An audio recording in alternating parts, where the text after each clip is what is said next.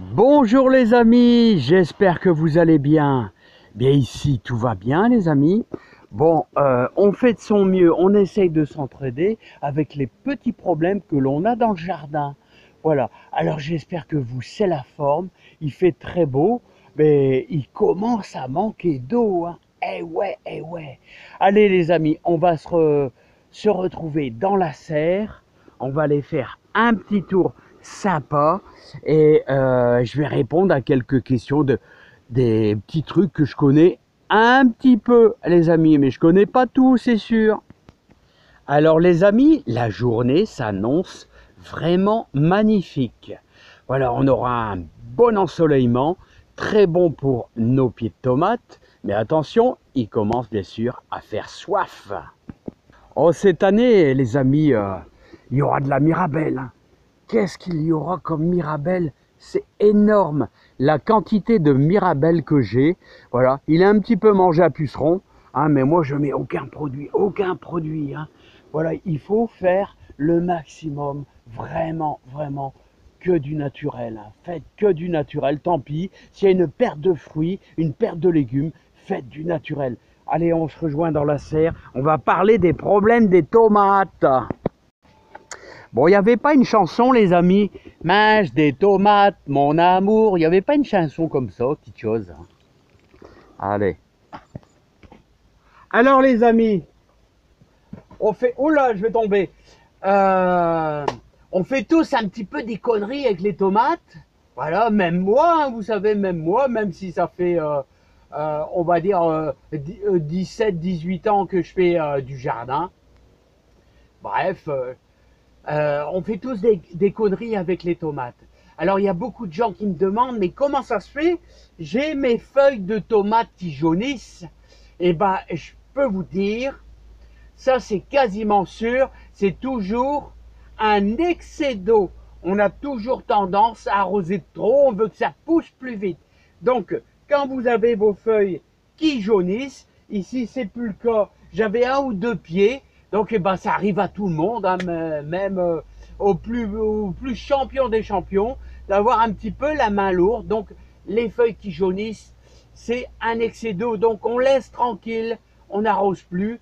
Alors, quand est-ce qu'il faut arroser? Ben, il faut arroser, vous trempez votre doigt dedans, puis si c'est vraiment bien sec, là vous y allez, hein. Et avec un bon petit purin, ça va donner un petit coup de main, mais attention, il ne faut pas brûler non plus, comme je répète à chaque fois. Ensuite, je pense qu'il y avait un monsieur qui me disait, mes feuilles de tomates deviennent un peu grisâtres, voilà, avec des taches grises, tout ça. Alors ça, c'est peut-être parce que j'ai pas vu les photos, j'ai rien vu, hein. C'est la pourriture grise. Alors, ça, vous retirez les feuilles. Alors ça, c'est un champignon qui peut se développer déjà maintenant. Alors, pensez à aérer. Et surtout, quand vous plantez vos tomates, essayez de mettre un bon mètre. Un bon mètre. Et si vous êtes en serre, il faut bien ventiler, hein. Là, j'ai les deux. Vous voyez les deux sont ouvertes avec un petit grillage là, parce que bon, les merles raffolent des belles tomates rouges, hein. Donc la pourriture grise, voilà, c'est un champignon qui se développe sur les feuilles et sur les fruits. Vous la retrouvez aussi sur les raisins qui pourrissent. Vous savez, c'est la pourriture grise. C'est voilà. Donc ça, c'est, il y a de l'humidité qui se forme et clac, voilà, vous avez une pourriture. Vous arrachez vos feuilles et tout simplement, et vous pensez à aérer le plus possible si c'est en serre. Voilà les amis. Bon, il y a encore un truc qui arrive, mais ça c'est quand les tomates sont presque mûres, la maladie du cul noir de la tomate. Alors, cul noir de la tomate, alors ça c'est, vous avez votre grosse tomate et puis vous avez le cul de la tomate qui noircit. Il noircit, bah, alors, la tomate, elle est quand même bonne, hein. Vous enlevez le noir, c'est quand même bon. Alors ça, c'est toujours dû à une carence en eau. C'est-à-dire, le lundi, vous avez arrosé, puis pendant 15 jours, vous vous êtes dit, oh, bon, chevaler. Alors voilà, il y a une carence en eau parce qu'il manquait un petit peu d'eau. Voilà, donc vous rajoutez. Alors, il faut avoir un petit suivi, voilà, hein. C'est un peu comme... comme nos petits bébés. Voilà, c'est comme nos petits bébés, les légumes. Voilà, il faut toujours être derrière, il faut toujours avoir un suivi. Alors bon, moi ici, une fois par semaine, on essaye d'arroser avec le purin. Et là, avec le paillage, alors n'oubliez pas le paillage, ça apporte du plus. Hein. Alors moi, je mets comme je vous dis, je mets un petit peu de végétaux, de légumes, tout simplement. Hein. Voilà, avec mon air de tonte, voilà mon marc de café. Bon, on enrichit toujours sa terre. Et au mois de janvier, février, si vous avez un petit peu de fumier de poule, tout ça mélangé, là, vous allez m'en dire des nouvelles.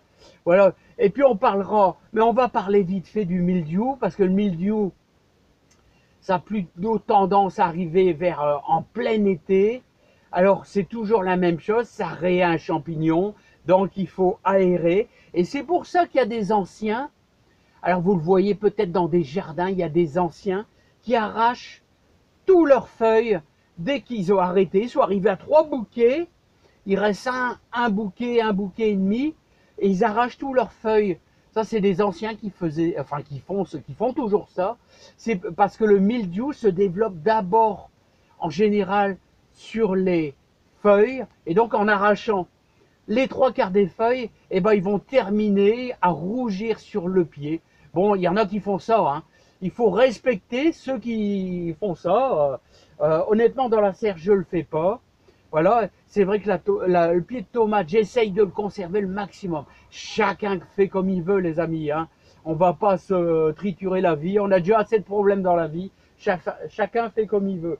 Voilà, l'essentiel, le mildiou, c'est comme je vous dis, d'avoir un préau et d'aérer. Voilà, il faut pas qu'il pleuve sur les feuilles. Voilà, et il faut de l'aération. Voilà. Hein.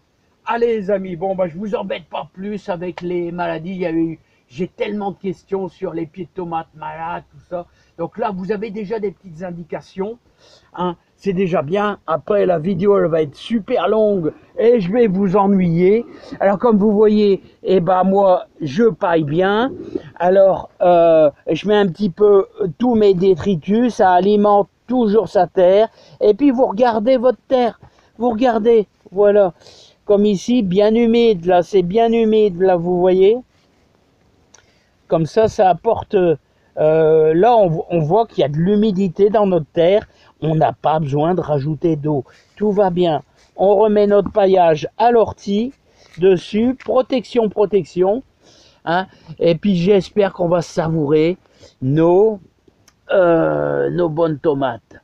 Allez, je vous embête pas plus, je vous remercie bien, je vous souhaite une super bonne journée, je vous aime très fort, et puis essayons de s'apporter un petit peu de bonheur dans la vie. Hein. Allez, bye bye les amis. Et il y a encore de la salade les amis, il y a encore de la salade, de la Batavia.